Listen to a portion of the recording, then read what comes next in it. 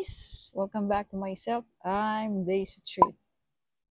Today is February 9, 2024. Yan, nandito tayo sa basement.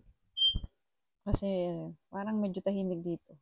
Kasi doon, nakaraan ako nagkukwento pero isip ko dito. Dito natutulog si Bunso. Pero umalis muna siya kasi sabi ko mag-vlog ako dito. So, yan, kukwento ko sa inyo yung experience namin dito.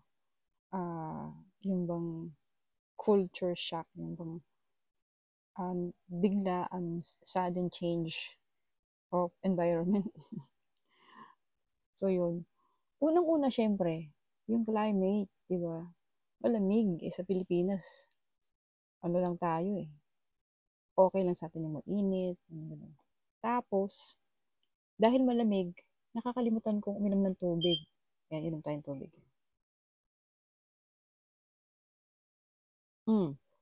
Kaya nung day 2, mga day 1 hanggang day 2, medyo na-dry yung balat ko kasi nga, nakalimutan kong uminom ng tubig. Tapos, dito, malalayo yung mga bilihan. Yung padalahan, grocery. Hindi mo siya pwedeng lakarin by, pwede mo sigurong lakarin, pero taghirap yun, di ba? Dahil malamig. Kailangan mo ng car, baby. Tapos, nakakatuwa dito. Tapos yung mga establishment dito, maraming free wifi. Kaya kahit wala kang data, nakaka-wifi ka. Tapos, yun, nakakatuwa rin kasi hindi ka masyadong pinapawisan. Hindi ka masyadong nangangamoy. So, balik kanina, day 3, sumama kami kay Diana. Hinatid namin si Glenn sa school. Kaso, yung school pala ni Glenn, 1 hour lang yung kanyang, schedule. So, sumama kami. So, akala namin, hindi na kami bababa dun sa car kasi. Ihatid lang namin siya. So, dahil 1 hour lang naman yung school niya today, hinintay na namin siya. Kaya, habang naghihintay kami, bumisita kami sa St. Joseph Basilica. At naka-attend kami ng misa. First misa namin dito sa Canada.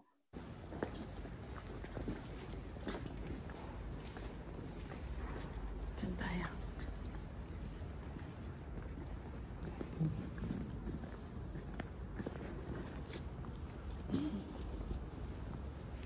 So, ayun nga. Pero another culture shock pa rin yun kasi yung misa is English. Tapos, wala siyang, walang choir. Kumbaga direct to the point agad, homily agad. Walang Siguro dahil sabi ni Diana, yung pamangkin ko, siguro dahil weekdays.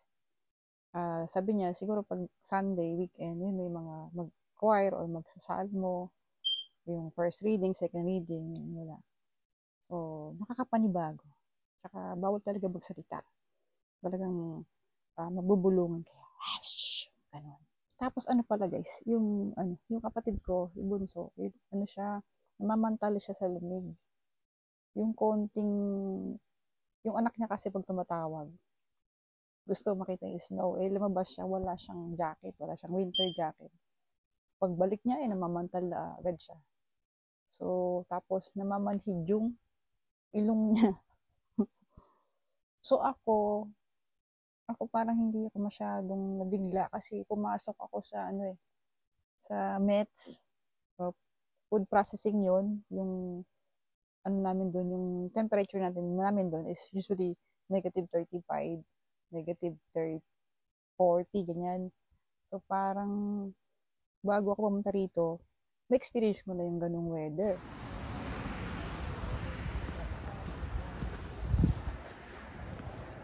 Kawawa naman sila. Mga puno, parang tegi na. Ay, pero yung dahon niya, hindi talaga siya green. Parang tegi rin talaga yung dahon niya. So hindi naman pala siya tegi. Kasi dahon niya, hindi green.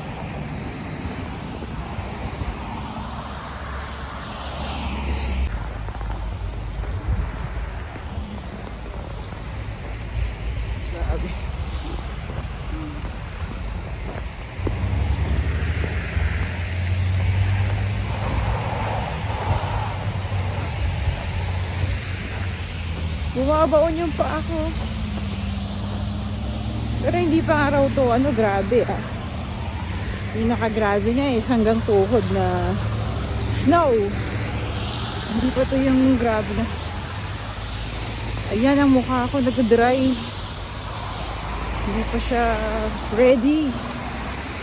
Tapos, kita ko dito, nung umikot kami sa downtown, kita ko dito yung cannabis store.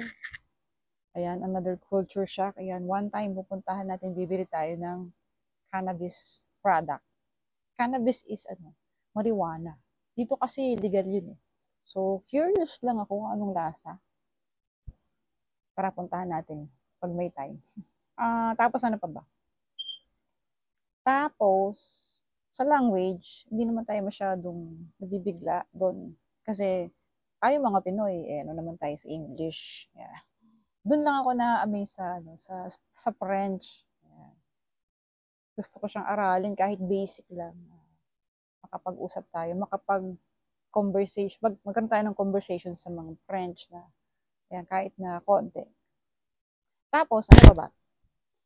Ayun, yun ang namin, yung pinaka nahirapan kami ni Bunso, yung sobrang tahimik. 4, 5, talagang wala ng tao. Siyempre, puro trabaho dito. Tapos, yung tahimik ba, yung sobrang maririnig mo na lang yung tik-tak ng orasan. Tapos, nakakabinging katahimikan. Parang doon kami hindi makatulog.